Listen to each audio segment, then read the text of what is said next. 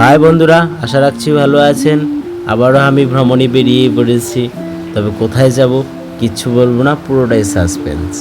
Alipurduar station থেকে অবশেষে পদাতিক ধরলাম, ধরে সোজা শিয়ালদা। শিয়ালদা থেকে কোথায় যাই দেখুন।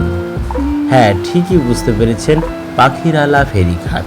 আর এখান থেকেই আমরা চলে যাব পশ্চিমবঙ্গের একেবারে প্রান্তিক অঞ্চল গোসাবায়।